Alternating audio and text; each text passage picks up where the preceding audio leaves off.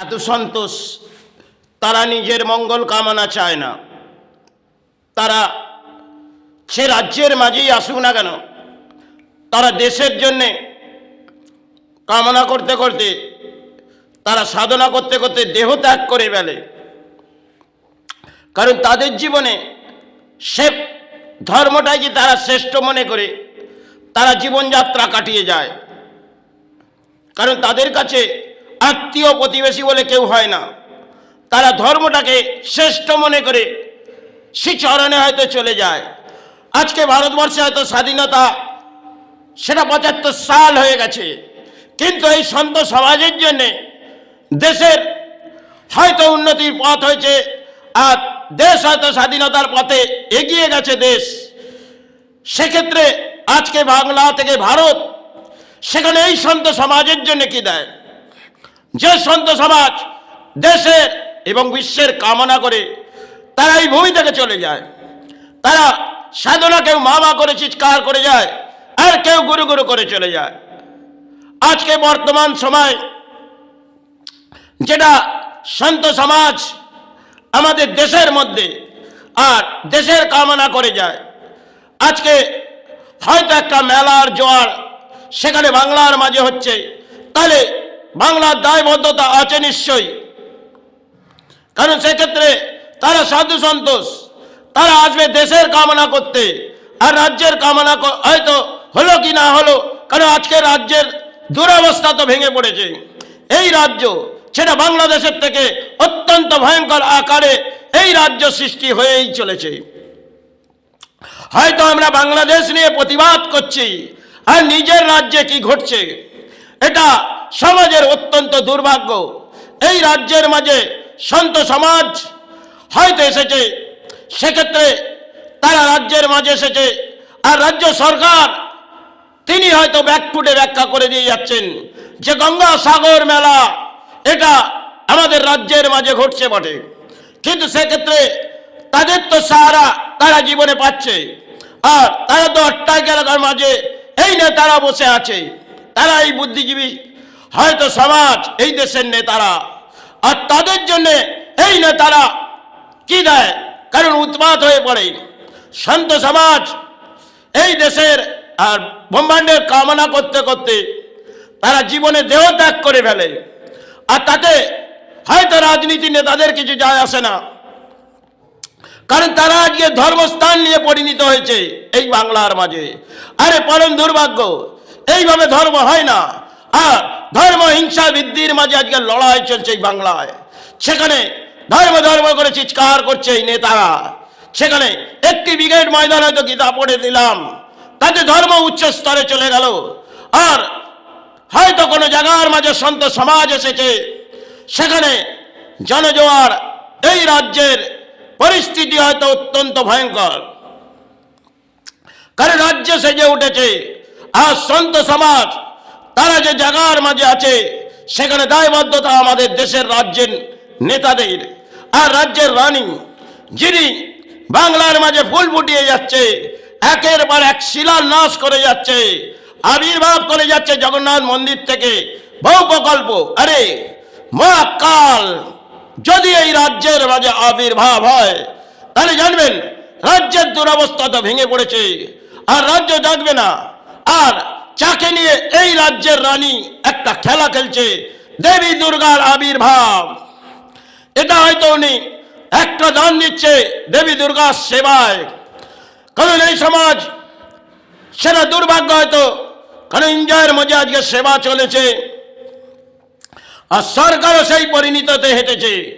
কারণ সেবার মাঝে যদি সরকার দান দেয়, এ সেবা পরম আকারে আমরা সেবা চালিয়ে যাব, এই তো ধর্ম। আর নেতারা উন্মাদ হয়ে পড়েছে, যাও যেখানে সেবা হচ্ছে তোমরা গিয়ে আগে গায়ত্রী মন্ত্র পাঠ করো, পরে গিয়ে সেবা চালাবে, তোমরা সেবার মাঝে চলে যাও। এটা বাংলার মাঝে রাজনীতির একটা জনজোয়ার ভেসে যাচ্ছে, আর দেশের নেতারা উন্মাদ হয়েছে। তাই পরিস্থিতি হয়তো রাজ্যের যেটা আসছে সেটা হয়তো সমাজকেই মেনে নিতে হবে। কারণ স্বাধীনতা সংগ্রাম আজ থেকে ৭৫ বছর আগে হয়েছে হয়তো, কিন্তু আজকে যেটা ঘটছে সেটা স্বাধীনতা নয়, রাজনীতি সংগ্রাম হচ্ছে এই রাজ্যের মাঝে, আর নেতারা উৎপাত হয়েছে। এই পরিস্থিতিতে ধর্ম ধর্ম করে যারা চিৎকার করছে, আরে আপনারাই ধর্মকে তলানিতে পাঠিয়েছেন।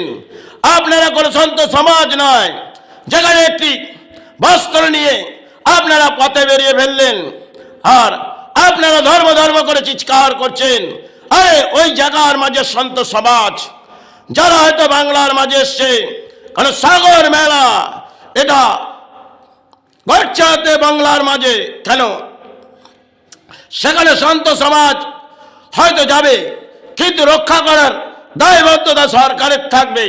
কিন্তু সরকার সেই নিরাপত্তার চাদর আজও হিন্দু ধর্মকে দেয়নি। আর হিন্দু ঘরের হয়তো নারী আজকে ইসলামও গ্রহণ করে যাচ্ছে, আর একদিকে যেমন ইসলামের ভোট ব্যাংক নিয়ে তিনি লড়াই করে যাচ্ছিলেন, আবার এসে গেছে হিন্দু ধর্মকে জাগাতে। জাগিয়ে যাও, সন্ত সমাজ যদি জাগে তাহলে জানবেন এই রাজ্যের দুরবস্থা যেটা এসেছে, কারণ সন্ত সমাজ তারাই দেশের কামনা করছে আর বোমবার্ডার কামনা করছে। আজকে নেতারা উৎপাত হয়েছে যে ধর্মের লড়াই করব, আর ধর্মের মাঝেই আমরা এগিয়ে আসবো। এই রাজনীতির জনজোয়ার, সেখানে জনগণ ভেসে যাচ্ছে। কেন জোয়ার এলে কিছু কাটিয়ে দিয়ে যায়, জোয়ার যখন আসে দেখবেন আপনি জোয়ারে কিছু দিন নিশ্চয়ই আপনার জীবনে কিছু কেটে যায়, এটা জোয়ারে। কিন্তু আজ যে জনজোয়ার ভাসাচ্ছে সেটা হচ্ছে জনগণ। কেন কখনো কখনো কোনো মানুষকে হত্যার পথে রাজনীতি হচ্ছে, আর সেখানে নেতারা উৎপাত হয়ে পড়ছে। এই রাজ্যের পরিস্থিতি হয়তো ভেঙে পড়েছে, কারণ যেমন বাংলাদেশ একটা ছোট টুকরো, সেখানে হিন্দুদের উপরে আক্রমণ করছে, আর সেখানে বাংলা কেউ দান দেবে বলছে, কিন্তু সেই দানের মাঝে কতটা সময় তারা দেবে? কারণ এটা মিডিয়া নজরে, আজকে সোশ্যাল মিডিয়ার যুগ, তারা চিৎকার করছে। আর সবাই ক্ষেত্রে স্বাধীনতা সংগ্রামে তারা দেশের জন্য লড়াই করেছিলেন, তারা হয়তো দেশের জন্য লড়াই করেছিলেন। তাই সুভাষচন্দ্র বোস তিনি এই বাংলার মাঝে এসেছিলেন। সুভাষচন্দ্র বোস যার সাথে বহু সাথীরা নিজে নিজের দেহত্যাগ দিয়েছিলেন, কারণ স্বাধীনতা সংগ্রাম এই দেশের মাঝে হয়েছিল। আর ৭৫ বছর হয়তো পেরিয়ে গেছে, দেশ উন্নতির পথ এসেছে, কিন্তু ধর্ম সেটাকেই নেতারাই তলানিতে পাঠিয়েছে। এই নেতা বাংলার যতক্ষণ এই রানী এসেছে ততটা সময় হয়তো এই বাংলার শিল্প নয়, ধর্মস্থান এগিয়ে এসেছে। আরে যখন বাবা জগন্নাথ যেটাকে গড়েছে, তিনি যদি লুস্ত হয় তিনি দেখিয়ে দেবে কার কতটা ক্ষমতা। কারণ শক্তি হয়তো সঞ্চয় তারা করে না, তারা রাজনীতির শক্তি জনগণকে নিয়ে করছে। আর ধর্ম যখন তাকে বিনাশ করবে, জানবেন তার বিনাশের পথ হয়তো আসছে, সে বিনাশ তিনিই করাবেন। রক্ষা করছে এই বিশ্ব ব্রহ্মাণ্ডকে তিনি, আজকে তাকে নিয়ে খেলা করছে এই নেতারা। কারণ একটি হয়তো আবির্ভাব করে দিলাম জগন্নাথ মন্দির, চলে যাও সেখানে দান দাও, আমি সারা করে দিয়েছি, এই রাজ্যের হানি করলেন।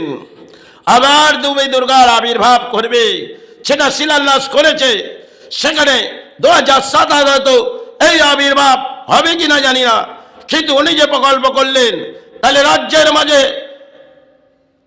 আপনারা রোজই যাবেন, আবির্ভাব দেখবেন, মায়ের আবির্ভাব। হয়তো বছরে একটা সময় আমরা 4টে দিন পালন করতুম, আর রানী যেটা করে যাচ্ছে সেটা হচ্ছে সারা বছর এই আবির্ভাব আপনারা দেখতে পাবেন। এই প্রকল্প করে দেবো, আর মহাকাল তাকে এই রাজ্যের মাঝে নিয়ে আসবো। আরে মায়ের চরণে যে পড়ে আছে সে তো মহাকাল, তিনি যদি জেগে যায়, জানবেন রাজ্যের দুরবস্থা কেন আর রানীর দুরবস্থা কেন। অত্যন্ত ভয়ঙ্কর আকারে সৃষ্টি হয়তো হতে চলেছে, পৃথিবীর একটা প্রলয় হয়তো আসবে।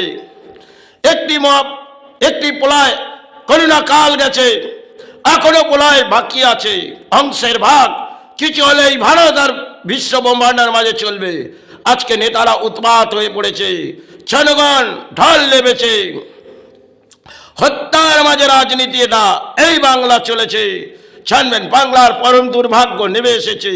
একটি দুর্ভাগ্য বাংলাদেশের নেমে এসেছে, আবার বাংলার মাঝে নেমে এসেছে উৎপাতন। 2026 কিছু হয়তো এই প্রকৃতিতে ঘটলে জানবেন এই রাজ্য কোথায় ভেঙে পড়বে। কারণ একটি ঝড় হয়তো বয়ে আসবে। উৎপাত হচ্ছে সমাজ, সে ঝড়ে কি ঘটবে আর কি ঘটতে চলবে তা হয়তো কেউই জানে না। একটি ঝড় ভয়ঙ্কর ঘটবে, তার সময় নির্ধারিত এখনো বাকি আছে। তবে এখনো কামনা করি এই সন্ত সমাজকে নিয়ে যারা খেলা করছে, আপনারা তাদেরকে কামনা করতে দিন। আজকে গিরিদের ঢল ধর্মস্থানে, সেখানে সন্ত সমাজ যেতে পারে না। আর নেতারা এক একটা স্থান গড়ছে, প্রকল্প করছে। দেবী দুর্গা জেগে যাচ্ছে, আর মহাকাল হয়তো জাগবে, কারণ জগন্নাথকে তিনি লস্ত করেছে। আজ রাজ্যের মাঝে একটা বড় অংশের হয়তো খেলা রাজনীতি চলছে বটে, কিন্তু জনগণ ঢল নামাচ্ছে। 2026 একটি ঝড় হয়তো বয়ে আসবে। জানি না এই বাংলা কোথায় রক্ষা পাবে, আর লুস্ত হবে।